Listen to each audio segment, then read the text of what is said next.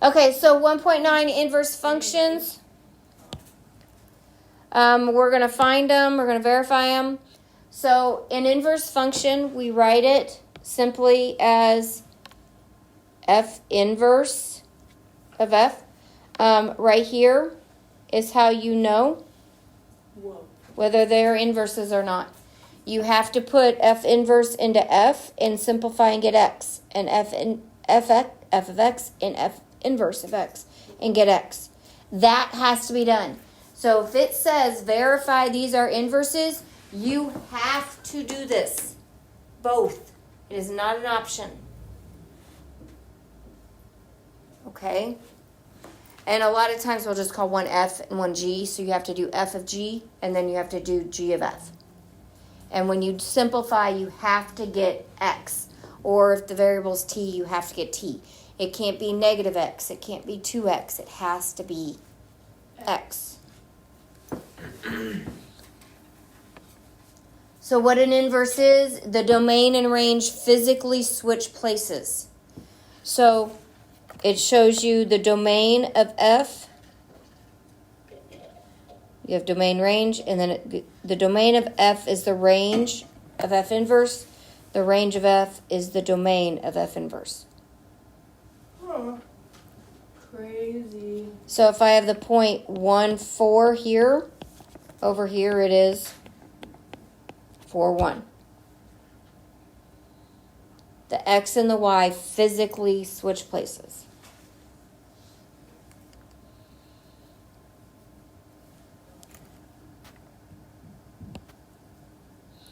Okay, which function is an inverse of what? What are you writing? How long was the homework? How long? Yeah, okay. 3 through 13 odd and 22 through 40 even. What? I'm not doing that. That's not very many problems. It's like 25. Okay, are you done yet? No shot I'm doing that. I'll do like half. That's the most I'm doing. The world does not need to hear your defiance. Okay, so, no, it didn't switch on me. Just use CalChat for the first section. Okay, Use that. which function, okay, guys, stop. Sorry. Okay, which function is the inverse of 5 over x minus 2? So we're going to have to do, to check, we're going to have to do f of g of x. And if that gives me x, I'm going to have to do g of f of x. And that has to give me, or I'm going to have to do f of h. And actually both could be, right? And then h of f. Now, if they're inverses and have to reduce down to x, are things going to reduce out pretty quickly? Yes. They may look absolutely horrible, but they should reduce out pretty nicely. Okay, so let's start with f of g of f. So we're putting g in for that x. Right there. Yes? So I have 5 over, what's my new x? So x minus 2 over 5 minus 2. Yeah. Okay? So it looks horrible, but it's not too bad. So we've got to get common denominator, right? So this would be 10 over 5. So then it would give me 5, and then negative 10 would be x minus 12 over 5, right? Correct? So I have to multiply by the reciprocal. So 5 over x minus 12. And that gives me 25 over x minus 12. Is that reducing to x? No. No. So since that did not reduce to x, do I even need to do g of x? No. If they both don't work, it's not going to work.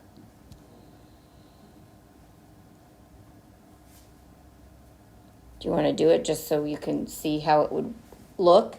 You want me to set it up? Okay, so now we're going to do f of h.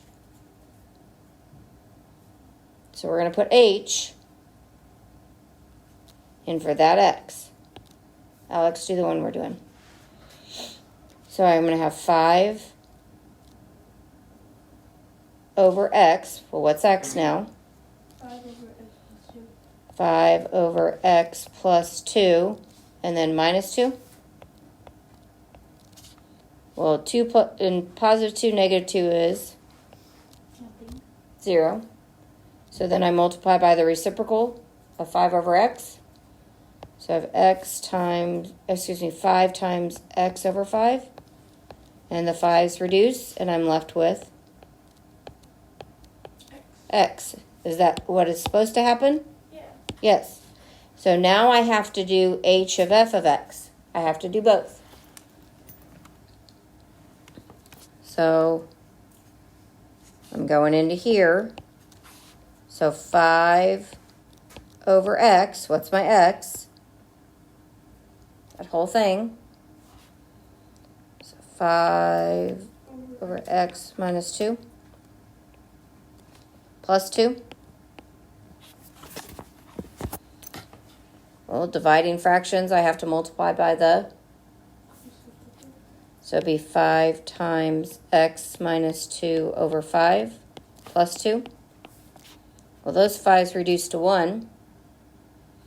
Plus 2 minus 2 reduce to 0. And then I get what? X. So h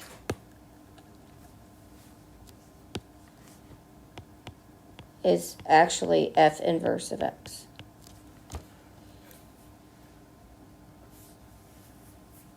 So in your homework last week when we did compositions, you saw when I did f of g and g of f, you saw it wasn't commutative, was it?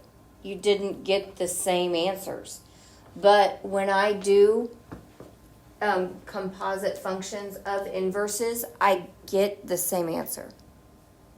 So when you have inverses, they are commutative. But as a rule, composition of functions is not commutative. So that's one of the reasons why you have to do both, is to show the commutativity of the two. That is the weirdest word, but it is a word.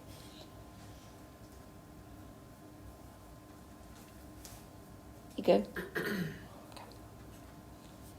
Okay, show that f and g are inverses algebraically and graphically. So first of all, we're going to talk about graphically.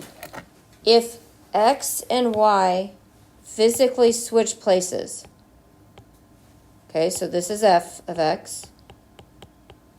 So f inverse of x would be yx. What are the graphs going to do?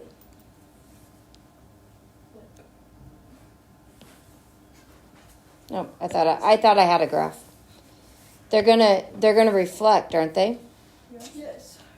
Okay, so let's graph it first. So the f is going to be down 5. 1, 2, 3, 4, 5. And then up 1 over 1. So that means the x-intercept is also going to be 5, isn't it?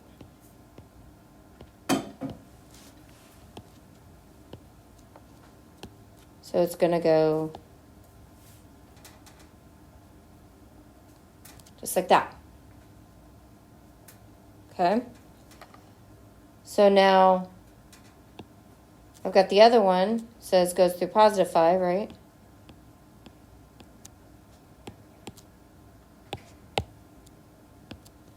And the x-intercept would be negative 5.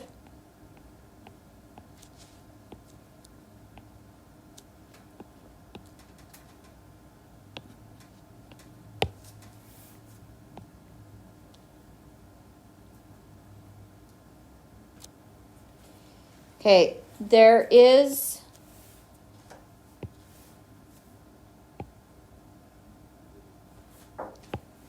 these two, you don't quite see it the way they are, but they are reflecting across the y equals x line. This is y equals x. Has a slope of 1 and a y-intercept of 0. Now, most of the time they cross and they meet, but both of these lines have a slope of 1, yes? So that means they're parallel? So are they ever going to touch? No. Okay, so these are kind of special, but if I'd go up 5, I hit it, go down 5. These are exactly the same distance from this y equals x line. So every graph, if you graph inverses, they will always be reflected across the xy line. Every single time. Every time.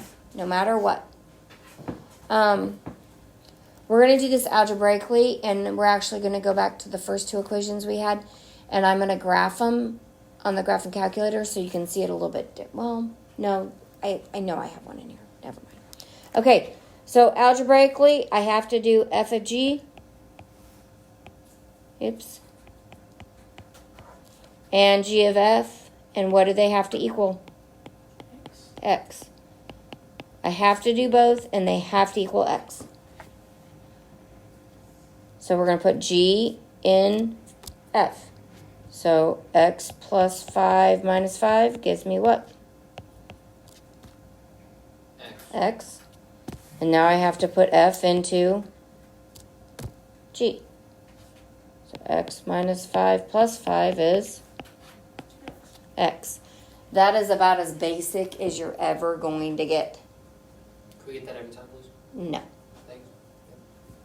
But on those last ones, when they were more complicated, did they fall apart very easily? Yes. The first one did not. We had to do all this stuff. And you do get some complex ones that takes a little bit of time. But if you're verifying, they should fall apart pretty easily if they're right, if they're inverses. Am I good? Mm-hmm. Okay. Does a function have an inverse? And that question should be, does a function have an inverse function? Okay, the reason why I'm saying that is every single function has an inverse. Every single one. But they don't have an inverse function. What does it mean to be a function? Every x has how many y's? 1. So, every x has 1 y. Well, if x's and y's switch places, that means also that every y has to have what? 1x. Okay? So, does a function have an inverse function? Every function has an inverse function. This real question. So, the answer is yes. Every function has an inverse. But not every function has an inverse function. So we will take, the vertical line test tells me it is a function, yes? Mm-hmm. The horizontal line test tells me it's a 1-to-1 function. Mm-hmm. Meaning every x has 1 y and every y has 1 x. That means its inverse is a function also. Does that make sense? Okay, so it has to pass what two tests? Vertical and horizontal. Vertical and horizontal. That makes it what? Oh, 1-to-1. You might need that down. A function has an inverse function if it passes the vertical and horizontal line test, meaning it is 1-to-1, meaning every x has 1 y and every y has 1 x.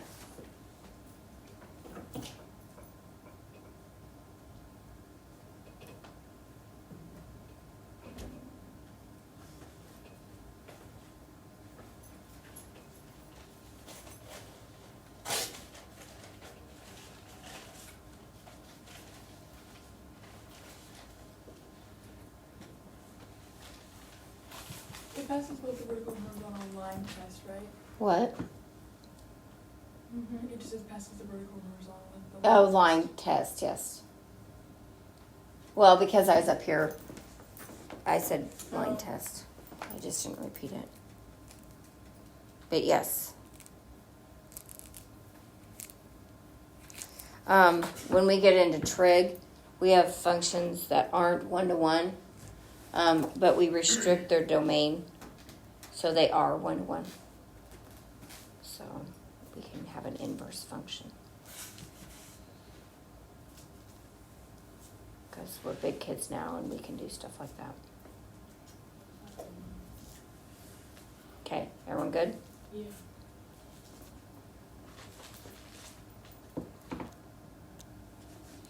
Okay, so first one, is it one-to-one? No. No. Is it a function? Yeah. Yeah, passes the vertical line test, but it's not one-to-one because it doesn't pass the horizontal. Every y has how many x's? 2. Okay. So if I cut it in half down its vertex, is it one-to-one? Yeah.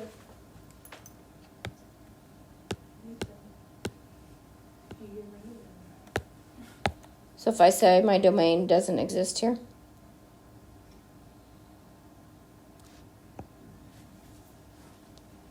is what I have left one-to-one?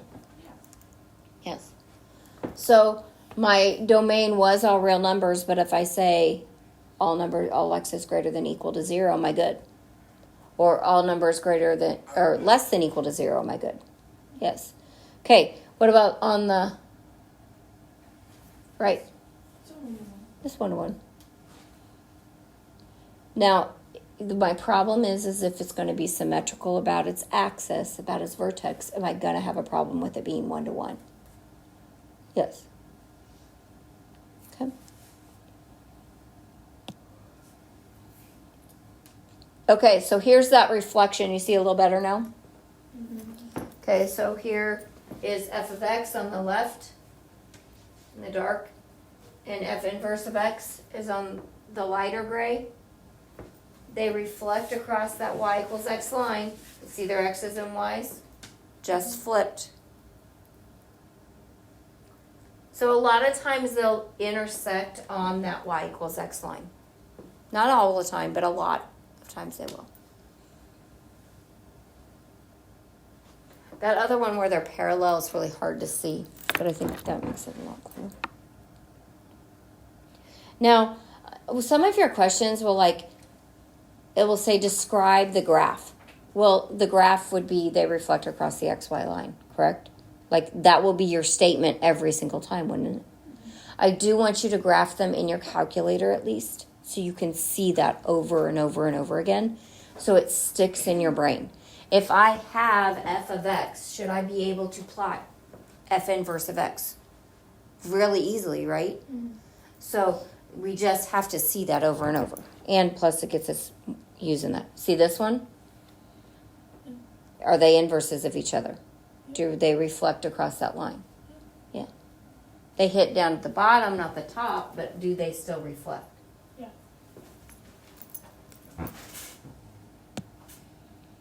Okay, so find the inverse of a function. If I've told you over and over, domain and range switch places, yes? Mm-hmm. So these are the steps to find the inverse of a function. Write them down. Interchange the x and y values, the domain and range, and solve for y. And then check your answer. To find an inverse, you take the x's and y's in the equation and switch them. And then solve for y and check your answer.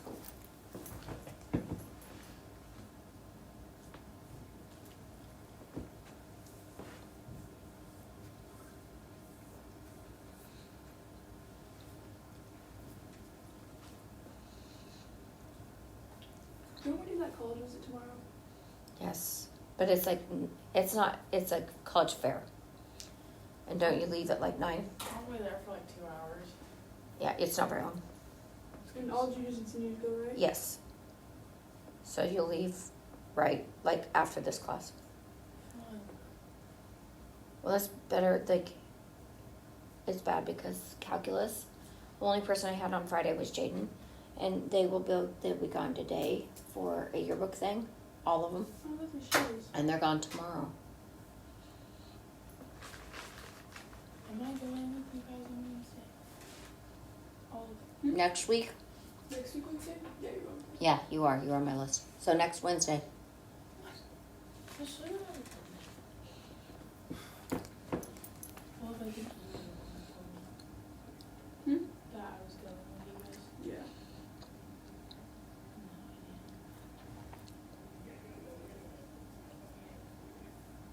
What about the kids who have the first 2 periods out? They have to come in. Okay, we're good? No. Okay. So find the inverse. Okay, switch. I love it when mine switches and the board doesn't switch. Okay, find the inverse. How do I find the inverse? You interchange the X and Y. Interchange the X and Y. Well, there's no Y there. Is there? No. Yes, there is. 4. Nope. F of X. F of X is Y, correct? Oh. So I have X equals 7Y plus 4. So that was the first step, yes? What's the second? Minus the 4. Solve for Y, right? So subtract the 4 and divide by 7.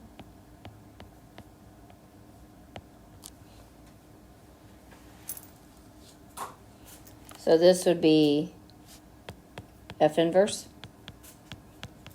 of X. So then it said to do what? Plug that in. Check it, right? So plug it in for that X first, right?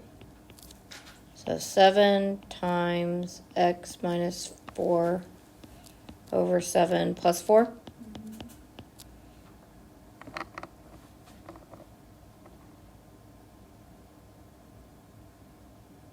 What can I do first? So you just read it? Can't I reduce the 7s? And then I have X Minus 4. minus 4 plus 4, so I just have X. So this was F of F inverse. Now I need to do what? F inverse.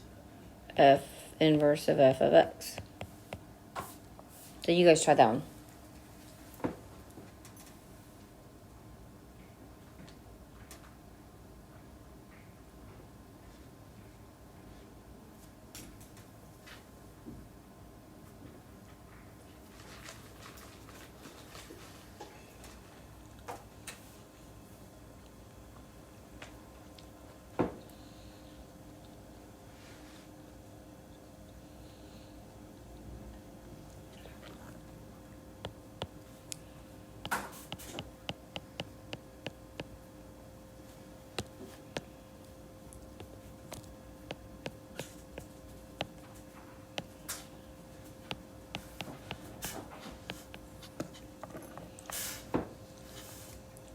So I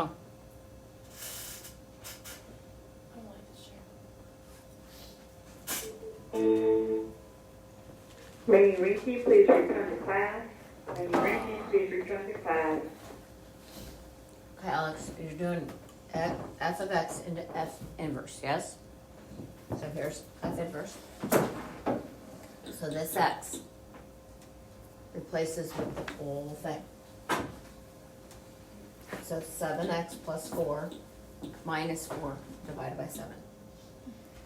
So those 0 out. And those reduce to 1, so you get X. Okay.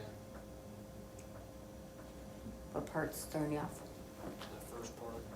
I didn't know where to start. Okay.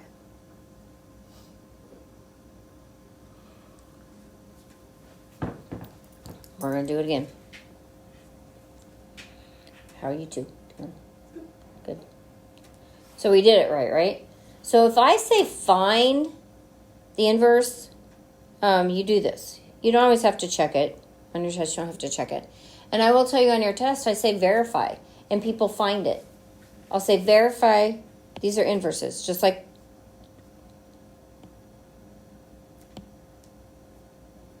where was it?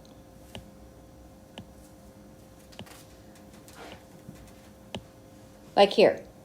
I say verify, these two are inverses. And they will take f of x and just switch them and swap them and get what g is. Does that verify it? No. You're supposed to do f of f inverse and f inverse of f. Okay, so it says find the inverse. So how do I find the inverse? Interchange x and y and solve for y.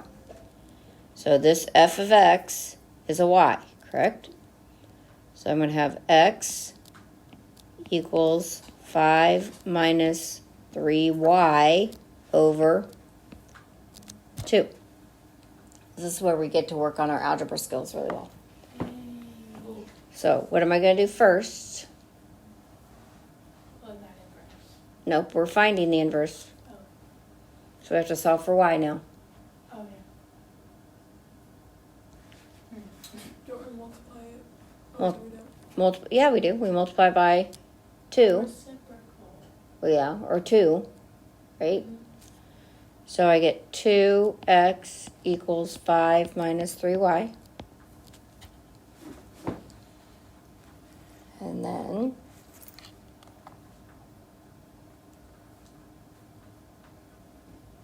Well, minus the 5 over. minus the 5 over. Divided by negative. Mm-hmm. Wait, we minus the 5 over. And divide by negative 3. And so that should be f inverse of x, correct?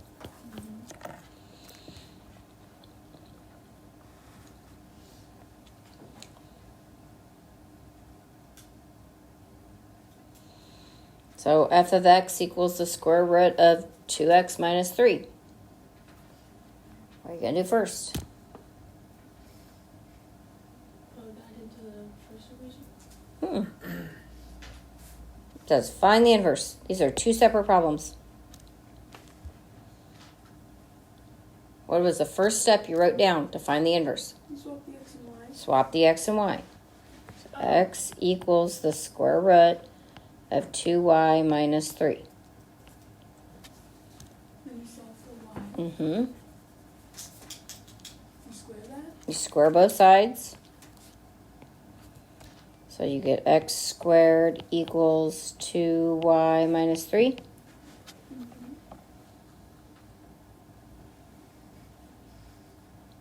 Then subtract the 3 over. How about add it? Or add it, sorry.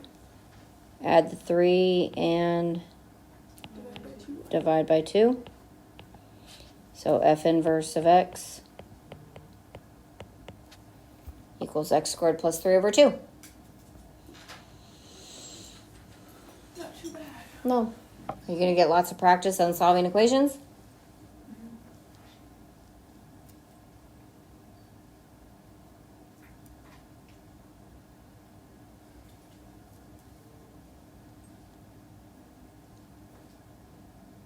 Good?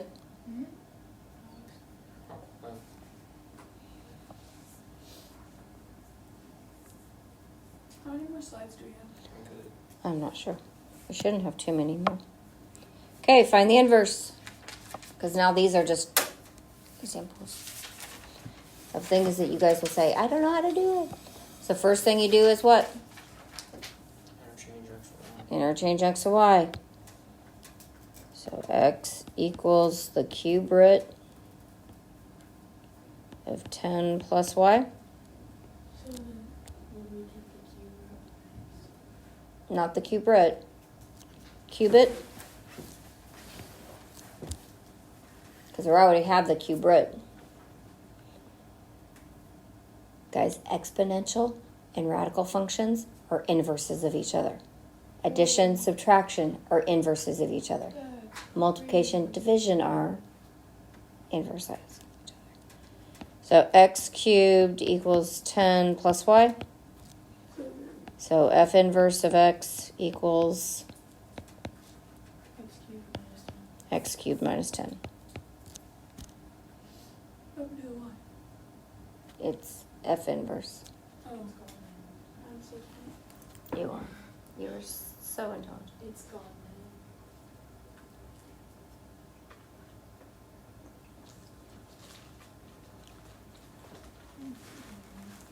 Hey, what am I going to do here? now. Interchange x and y. Doesn't matter what it looks like.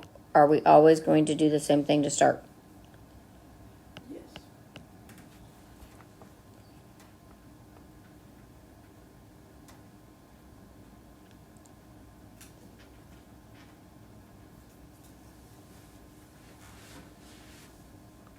This one's going to be some work, I think. Y's. We're going to have to multiply over by this whole thing, aren't I? Yeah. X, Y, So x, y plus 2 equals y minus 3. And Emma said distribute. So x, y plus 2x equals y minus 3. minus 3. And you're solving for what? Y. Y. So we got to get the y's on one side, right? Everything else on the other. So we're going to subtract y and subtract 2x. So xy minus y equals negative 2x minus 3. Oh, What's bugging you guys? what is that? No, what's bugging you about what you're looking at? Because it's x, y, and then y. There's how many y's? 2. 2. So oh, what? you So it's switched not a the function. 2 and the y over. No, you can't switch. I know, but then my words you did. This makes. That's how I understand. Hey, we had 1x, yes? Mm-hmm. Now we have 2. Why do we have 2? Multiplied something. We multiplied, we distributed, yes? So how can we go back to 1y? Divide by y. Or factor, Factor. yes? Yeah. Same thing. If I've got 2 and I need 1, I can factor, yes? Mm-hmm. So factor out of y, so I have y equals what? X minus 1. X minus 1. Good job for not telling me it disappeared. Equals 2x minus 3. And now I need to divide by the whole x minus 1, right? So f inverse of x equals negative 2x minus 3 over x minus 1.